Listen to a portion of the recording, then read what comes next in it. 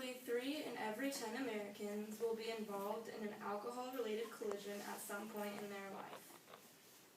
I am here to inform you of the risks, consequences, and alternatives to drunk driving, what 30% of our fellow Americans don't already know. The 3 main population groups affected by driving under the influence are young people, motorcyclists, and drivers that already have a DWI conviction or driving while impaired conviction. Alcohol-impaired driving crashes account for 32% of total motor vehicle traffic fatalities in the United States. However, there are many steps that can be taken both individually and communally initiated. So, I will inform you how risky and hazardous drunk driving can be, and that there are many other options as alternatives. Let's take a look at each group most affected by driving under the influence. The 3 main groups involved in driving while impaired are young people, motorcyclists, and drivers with a prior DWI conviction already. Young people are more likely to be involved while driving under the influence than older people. According to the Center for Disease Control, at all levels of BAC, or your blood alcohol content, the risk of being involved in a crash is greater for younger or newer drivers.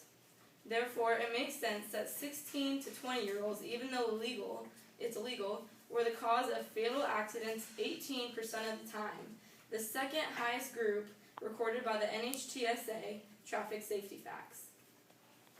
21 to 26-year-olds were the highest group.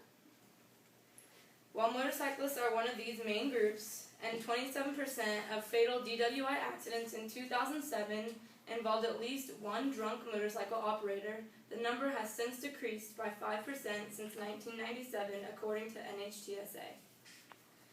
The third group, drivers with prior DWI convictions, are 8 times more likely to be involved in a fatal accident than someone without a prior conviction, as reported by the Center for Disease Control. Furthermore, 50 to 75% continue to drive without a license, which is disclosed by Christine Van Chul in Drunk Driving. Now that we've taken a look at the 3 groups affected by drunk driving, let's take a look at how hazardous drunk driving can be. Driving while impaired stops us from thinking logically, producing outcomes like death or very serious injury. Alcohol changes our mental functions because it slows down our central nervous system. According to the 9th edition of Understanding Psychology, our central nervous system controls our breathing, our reaction time, and relaxes our muscles, which in turn is all slowed down by alcohol. So, naturally, if one is going to participate and take an action like driving while impaired, one would want safety precautions in place.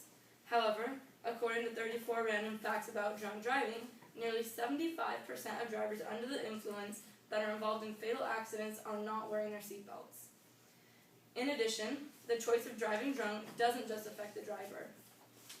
The NHTSA recorded that a combined 28% of all fatalities in a DWI-involved accident are passengers or occupants of other vehicles who didn't make that choice to drive drunk. Furthermore, in the United States, on average, somebody is killed by a drunk driver every 40 minutes, as reported by 34 random facts about drunk driving. Now that we understand the outcomes of driving while under the influence, we can appreciate the alternatives.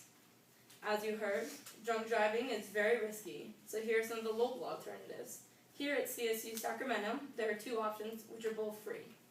First, there's the Hornet Express shuttle, which is available to all SAC students. You just have to work with your schedule and the time and place that the shuttle goes to.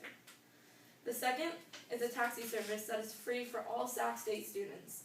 It will take you anywhere within a 10-mile radius of Sac State from Wednesday to Saturday, 10 p.m. to 2 a.m. However, outside of Sacramento, there are still options, like calling a taxi, even though it isn't free, or prior to drinking, you can designate a sober driver. So now that I've mentioned that there are many alternatives to driving while impaired, let's recap. Drunk driving, while at the time may seem like the only option, is risky and hazardous. It has negative consequences, and especially at CSU Sacramento, there are safer alternatives, both of which are free. Thank you.